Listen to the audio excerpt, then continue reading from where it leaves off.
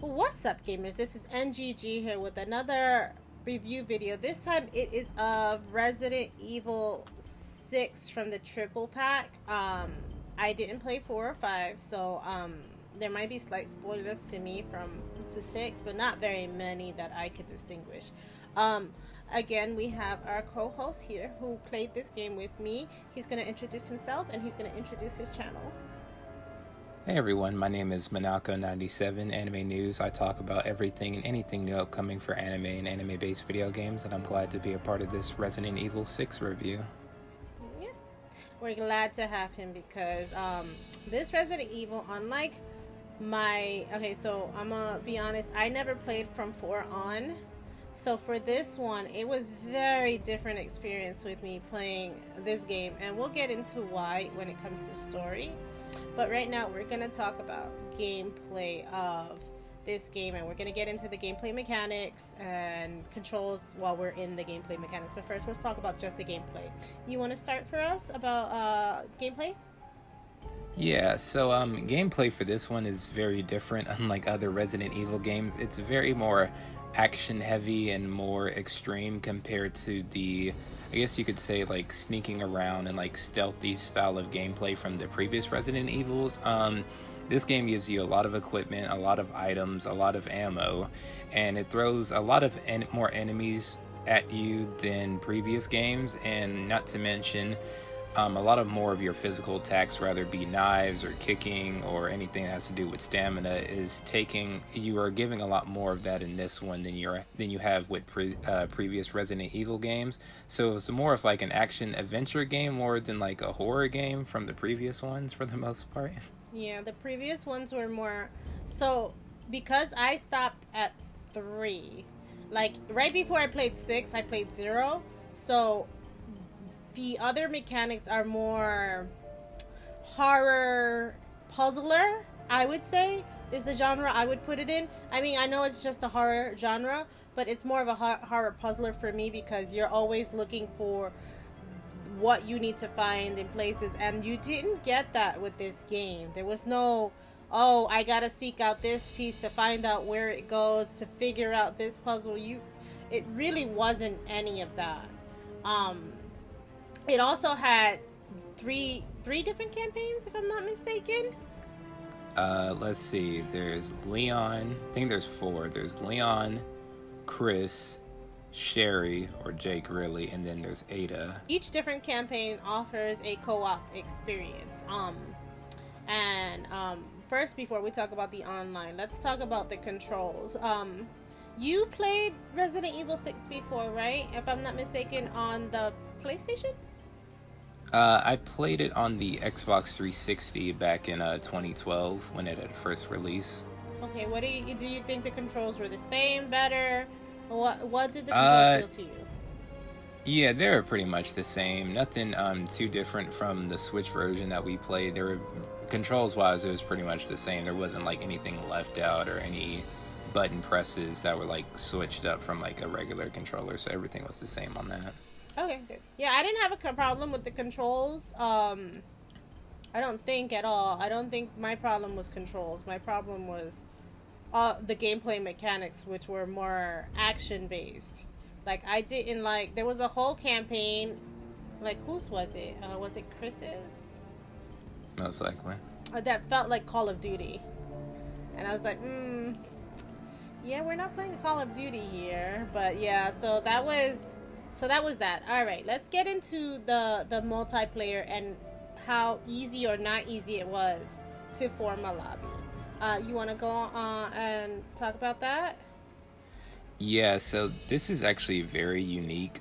So this was the first time for me experiencing the multiplayer or the online. So in the campaign, you can have 2 people, you and your friends, but in actuality, throughout the story of whoever campaign you play, depending on the certain sections, other people can actually join in a mission with you. So it's not really a 2v2 like you and your friend playing the same mission. It could be a 2 2v3, or in some cases like 3v4, whereas like other players, like whoever can join your lobby, will play as a different character. So it's not just you and your friend, it's you, someone else, and possibly a fourth person if the mission calls for it. So a lot of people can like actually join into this, and this isn't a separate mode, this is like a part of the story mode, like campaign. So depending on the character and the mission itself is actually very unique, and how they did that between the characters on who you pick in that certain section. I actually like that that part. Like, I mean, I know we didn't use it very much. I don't think we only used it once. We're letting we did it once, letting a random come in with us in the story mode. But I did like that. I like that, like, they're not gonna be the same characters. They're playing their campaign, and sometimes, and we'll get into that later with story, but sometimes they cross, they mix and mingle. And so while your characters are mixing and mingles with the other ones in their campaign, there's two on their side, and there's usually two on your side. So I did like that. It felt like the group of us were going along and fighting these hordes of zombies and taking on these big beasts or these big sections. And like, I would have wished that we had two people we knew who were like playing at the same time but on a different campaign mode, so that they could come in when it's our time. Like, I wish you could set that up, but it's just no setting it up. I wish you could have set it up so that like when you're ready for that campaign and they're ready for that part of their campaign, you guys can link, and while we're mixing and mingling our campaign storylines, you can get into the battles together. That would have been awesome if there was a way to like but there is no way to mix and mingle like when you get those randoms coming in. It's just whoever's playing at that time, if there's somebody playing at that time. But I did enjoy that. I don't know if you did. Is that something you liked in the multiplayer aspect, or not really? I liked it at the end, because pretty much at that point, not spoiling it just yet, but I liked it at the end just because it kind of came full circle, and I started to appreciate the mechanic more at the end than I did in the beginning. Yeah, I know you kept wanting them not to be there. I was like, come on, let them play. I want to experience this with other people because they're at the same point in the story that we are. All right, so that's the multiplayer. They had different versions of multiplayer that we dabbled in a little bit. So what we were talking about was multiplayer campaign, story mode. Yeah, and now they had another multiplayer mode. We tried every mode. I know that for sure. We tried every mode. There was one where it was one of us was the big, I forget what it was called. Yeah, it was like the bio creature, like Nemesis, Mr. X type of creature. Yeah, it was a big one against us as the little guy, like the humans shooting, and then there was one that we went against each other with that, right? And then there was another one where we were whoever shot the most zombies. It was like a raid. Raid mode, yeah. But I'm gonna be honest, there was no raid in that. Like, I couldn't find the zombies. You had the same problem, right? When we were in raid mode, we couldn't find any zombies. Yeah, the one you're thinking of is when we had to, like, for some reason hit each other, and then the other one was like there are a group of zombies, but whoever dies first is the one, or the last one standing is the one that like wins. Yeah. Yes, that exact one. I was like, I didn't know that we had to go up against each other when we were trying that mode out. So I'm like, all right, where the hell are the zombies? Right. Like, zombie, come here. I didn't know they would have us against each other, which I thought was like dumb, but whatever. It is what it is, right? But like, I'm here looking for the zombies, and then I couldn't even find you. I'm like, where the fudge are you? Come here, let me shoot you. Right, and then we just boiled it down to just hitting each other, since the spawn of zombies was not so many. Yeah, there were no zombies. I was like, what the hell are all the zombies? So the only mode that I really, really liked between the other multiplayer modes was the one where one of us was a big guy and one of us was a little one trying to run. Even though they didn't give you that much space, the field of play wasn't that huge. Like, you didn't have much space to run around to block or hide if you were the little guy. The big guy had to tussle over things to get to the little guy. Like it wasn't that great. I mean, it was fun for the couple. We tried it 3 or 4 times before we got tired of it. Right. Yeah. So it's not enough. Like the missions in Resident Evil Revelations. I know you didn't play that one with me, but I played those online with people, and they actually like have missions that you have to do in the multiplayer, and that's what I was hoping they would do, and that is not what they had in this one, unfortunately, because that, I think, to this day people still play Revelations for their multiplayer. I think Revelations had the best multiplayer when it came to an online experience against or co-op in that situation. I did like that this one had online story mode, though, because I don't think Revelations has an online story mode. Only this one does, which I could appreciate. I really did like that it had an online story mode, especially with this one, because I felt like with this one I was just getting through the game. I wasn't enjoying the storyline as much as I normally do, because I'm used to, like, going from Resident Evil 0 to 6 is a completely different experience. And let's get into the storyline with that, because that's where my experience was, where I was like, hey, I'm used to the horror puzzly genre, and there was no puzzles. Like, every story mode we hit, there was just no puzzles to be had. Like, did you feel like there were puzzles that we were solving? Yeah, there was a couple puzzles in a couple of these a lot of these campaigns. The only one was like Chris's, not so much, but Leon had one with the church. Jake and Sherry had a lot of them with like doors and everything towards the end. But yeah, there were definitely puzzles scattered out between Leon and Sherry, and another one I can't say just yet. You know, you're right. They did make them multiplayer puzzles. I wonder how much harder this would have been in single player, filling out those puzzles. Did you have a hard time doing these puzzles when you were playing it in single player versus now when we played it in multiplayer? Oh yeah, Leon's not so bad. Jake and Sherry's most definitely, especially when you have to fight the wannabe nemesis Mr. X character. Yeah, that gets like really hard doing that alone. Oh yeah, I remember that. Fucking hiding in the freaking dumpster. Yeah. I remember that now. Oh, just so you know, we're doing this review like 2 months after we played the game. Yeah, we finished this back in January, I want to say. We did it, I want to say winter. Like, December? I want to say, December. We definitely beat it before January. Okay. So either December or January, and it's now March. So from now on, I'm gonna try to do these reviews when I finish the game. That way they're fresh in here. Cause I'm like, oh yeah, we definitely did do that. But so yeah, the hiding in the boxes was a pain in the tuchus. I remember you said you had not beat the game past that point, right? Like after that campaign is where you stopped. Right.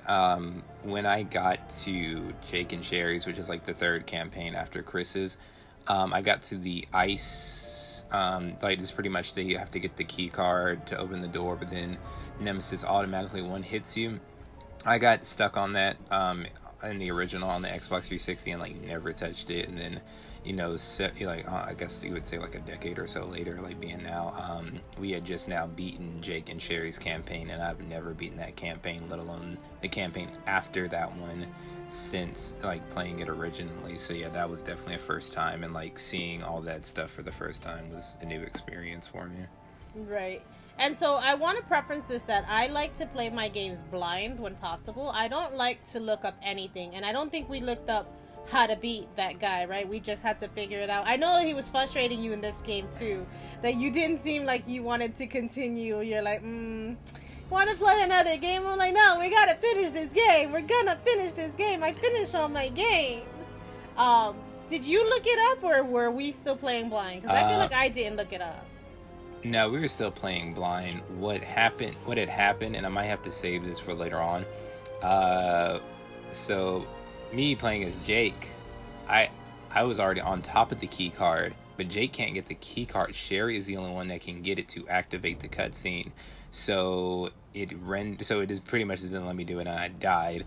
And then we had to redo that section until you had gotten a key card, being Sherry, and then the cutscene activates, which hopefully I can talk about that later on in this video, because there are a lot of like game breaking shit in this game that should not be the case. Right, yeah. I know we hit another glitch besides that one where her being able to get the key card. There was a glitch we hit in the game. So my game is not 100%ed because we let Monaco finish that part in his game and go ahead one section until I could get back in, because the game glitched. We were both at a door that would not open. And like, yeah, the way the game makes you move is both of you have to be touching the door. Like, you can't, like, one can't be touching the door and the other one's still running around and one opens and they both go in. No, you both have to be touching the door in order to move past the door. And so we were both touching the door and the door just wouldn't budge. Like, yeah, this was in towards the end of Chris's campaign, where you were Chris and like I was like whatever, some rookie person, and because we both couldn't complete Chris's campaign at the same time, and I had to play ahead, that's why you couldn't get a certain scene when like you 100 like actually complete Resident Evil 6 story mode. Right. And that, at least that one, I'm for sure I saved the clip for, because I was like, how are we both at the door and not being able to move? Because like, I saved it too. You saved it too? Yeah, because we were like, literally, we were just holding the door. I know there were a couple of scenes where like when one of you is holding the door and the other one's back there doing whatever, the characters say some BS crap to each other to like get them to like hurry up. I don't remember what they say, but each character has some bull crap that they say to like, let's go, I'm ready, come to the door.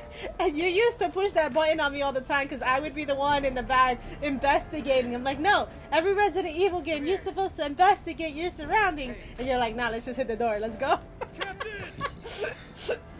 Alright, so we are now gonna get into the spoiler section, and I will have a skip ahead in the description below where you can cut back in after our spoiler section. So be warned, there is a spoiler section right now. Alright, so now let's get in to the last campaign. And yeah, I guess you let me get to be Ada, and then some, like, she in her campaign, there's not a second person. Like, everybody, there's always a double, right? For every other campaign there was always two, so it made it so it was definitely a multiplayer game that you could play with somebody. I don't know if this has local multiplayer online. Does it have local couch co-op options, or is it just online multiplayer? It's just online, yeah. Just online, okay. So just online, and so yeah, so I didn't see Ada's because you were the one selecting it. So when she came about, and she, in her story, when she's meeting up with the other characters, you never see that second character that you were playing as throughout the story or in the cutscenes or anything. They just added some random, what was it? Just some random soldier, right? Yeah, his name is Agent. When you select them in Ada's campaign, but personally, out of all the characters, I actually had more fun with playing as Agent than any other character, like in the campaign. I thought Agent was pretty cool. He's very lacking in the story mode.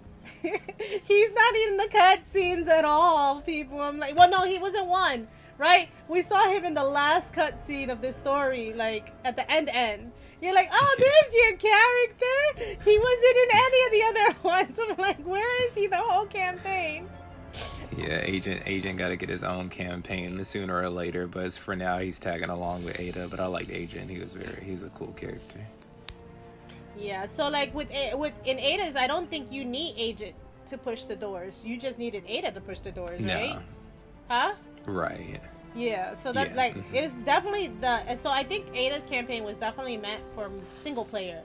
Maybe in the Xbox it was. I know you didn't go that far ahead, so you don't know.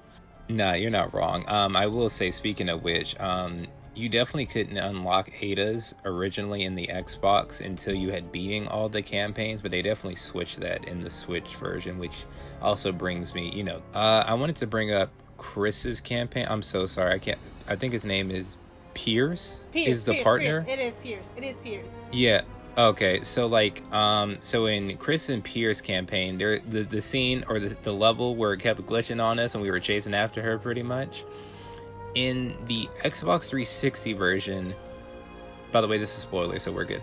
In the Xbox 360 version, when she falls or basically gets shot at and falls like from a very top, like from a very high like building and like splatters, that's not in the Switch version like at all. Like you see the aftermath of that in Ada's campaign, but in Chris's campaign, you don't see it at all. And then you have the cutscene where Chris is talking to Leon saying that Ada is dead, but you don't have anything to show why, like how did that came about pretty much. Like that's just completely cut out like in the Switch version, but they save the aftermath of her falling in Ada's campaign, which is not shown in Chris's. So I don't know why that was cut out or even cut out and then put back in at the end. Like that was definitely weird, and like there was no glitch, there was no missing nothing, they just cut that out completely. Right, because I didn't, when they said she was dead, I was like, I didn't see her die. Like, what are you talking about? She's dead. I didn't see her die. I thought he was just lying to the other characters. Like, she ain't dead. So that's what. So I like, before I knew that there was the fake Ada. right. The bio one. The bio one. Like, I didn't know. I'm like, how could there be an Ada campaign if she dies? Like, they're not gonna show her dead. Like, that's not what they do in the Resident Evil. Well, I didn't think that's what they did in the Resident Evils until Pierce. But, that's not what they do. So, yeah. So I didn't see that, that ending. I didn't see that cutscene. And I know you were looking for it and you knew it was there. And when it didn't happen, you were like, something's missing. And I didn't know what was missing. I just knew that you said something was missing. And I was like, oh, well, I don't know. Everything seems complete to me until we got to Ada's campaign, and I was like, oh, how is she still alive? Isn't she supposed to die somewhere? And then they show us the fake Ada. Well, they show us the fake Ada in the very beginning of the Ada campaign. So then you figure it out. But I'm like, which Ada died then? Was it real Ada or was it bio Ada? Right. Yeah, and it's just like, and like that whole scene, because like we are playing this on the Switch, it's like not only does she fall in the death that happens, but then Pierce also drops an F-bomb during that cutscene. So it's just like, I think those two factors are the reason why they just took it all together. So I was like, that's kind of weird place to remove something like that. But yeah, that was like a first. Like I was like, I've never experienced something like a cutscene like that to then follow it up where it should be, where you should have context with Chris and Leon. Right. Yeah, I really, like, I was like, I don't know what's missing. It seems complete to me until we got to Ada's, and I was like, oh, that never happened. And you're like, that's what I was telling you was missing. Right. Alright, so I think that's it for the gameplay, the controls, the online multiplayer. Now let's get into a rating. What would you rate Resident Evil 6 and why? This is hard. Well, it's not really hard, but if it wasn't for Chris's campaign, it would definitely be a 5 out of 5. But because Chris's campaign was just like all over the place and like separate from everyone else's, is definitely a 4 out of 5. Like Chris's campaign definitely brings it down, in like a lot of ways, because like you're trying, not only do you have to deal with Chris's campaign, but you deal with Chris's campaign a second time in Jake and Sherry's campaign. So it's like, it's almost like replaying the same missions or like replaying the same parts that you didn't want to go through again. So I feel like because you have to play through a lot of Chris's stuff twice in both his own and Jake and Sherry's, that it really brings it down and it really feels repetitive at times, especially with the monster dealing with his own campaign. And then Jake and Sherry's wasn't as annoying. I mean, of course, like we figured out the puzzle and everything, but I'd say like definitely a score has to be knocked down from Chris's campaign, because it was just like, let's take all these different tropes from like everyone's campaign and see what works, and clearly Chris's was the weakest one. Yeah. I'm gonna be honest, like the only campaign I really, really liked was Sherry's and I forget his name. The guy. Leon? No, not Leon. Sherry and Sherry and Jake. Jake, yeah, Sherry and Jake. Because it wasn't as... I felt like everything was way too action-y for me. Like, I'm not used to a Resident Evil being so action-packed. Like, even Nemesis, where you're dropped in a city, didn't feel as action-y as this one did. Like, I felt like the only part of the experience that was horror was, like, the way the monsters look. I never got scared once playing this game. And, like, so to me, it felt like an action adventure game. An action shooty game. I don't know what to call it. An action third-person shooter is what it felt like to me. It didn't feel like it belonged in the horror genre. And for that, I'm probably going to give it a 2.5. Because, yeah, no, I really did. Like, I felt like I was just getting through this game. Like, I wanted to finish them all. And I still want to complete 4 and 5, but I have a feeling it's going to be more of the same, just like actiony. And I know number 7 returns it back to form, but like to me, it's like I came from Resident Evil 0. I think I played Resident Evil 0 right before playing this one with you, and so I'm like, no, this is like, yeah, there's always a little action in the games, but this was all action. This was nonstop moving, nonstop. There was barely any puzzles. I'm used to so many more puzzles than we did. Like, look, I didn't even remember them. So, like, I'm used to so much. Like, Ada's is the only one that had a little bit more puzzle solving. Like, the Like the zombies with the arrow, the, like, unlock the doors. And the painting that you had to figure out the lock and how to get out that room. Like, I'm used to puzzle solving like that. Whereas we did not get that puzzle solving in this game. And I think that for me is what killed it for me, because I'm not used to my Resident Evils being so shooty and so like action oriented. I'm used to them being scary, and there were no jump scares for me, no like, oh, nothing. I was like, oh, okay, oh, next mission, oh, this guy's chasing us, oh, let's run. Like, I wasn't scared, and not even a little bit. Like, where all my other Resident Evil games, I gotta play them with different music, I gotta play them with people talking to me, so I don't get scared. And there was not one point, even if I would have played this by myself, that I was scared. So I don't think it even belongs, for me, in the genre with this Resident Evil. And that's why I give it so low a score, because it's supposed to be a horror game. And it's not. I didn't get scared not once. And I'm a freaking chicken shit. Like, I get scared. So, like, for me not to get scared in a horror game, that's saying something about the genre of the game and the direction it was headed. And so I'm glad that number 7 is bringing it right back to where it belongs. Because I did not like the mechanics were great. The online, I don't think we had an issue ever connecting online. So the online was great. The mechanics itself, like, if we're talking about the mechanics of the game was great. Everything was fine for what it was, but it wasn't a horror game, which is what I was coming in expecting, especially after playing 0. And I hadn't played 4 or 5. I probably would have realized that was the direction that Resident Evil was heading. But since I skipped those 2, I just went straight from horror to action. And I didn't like that. And that's why it's a 2.5 for me. Alright, well, that's it for me. I hope you guys had a good time watching. We're gonna let Manako let you know how to find him and his channel. Go ahead, Manako.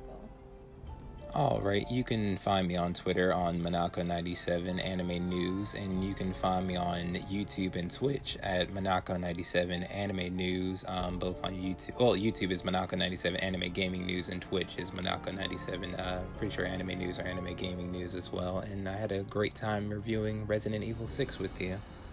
Thank you for coming along and playing this awful game with me. I don't think I would have gotten through this game without you. So his information will be on the description below.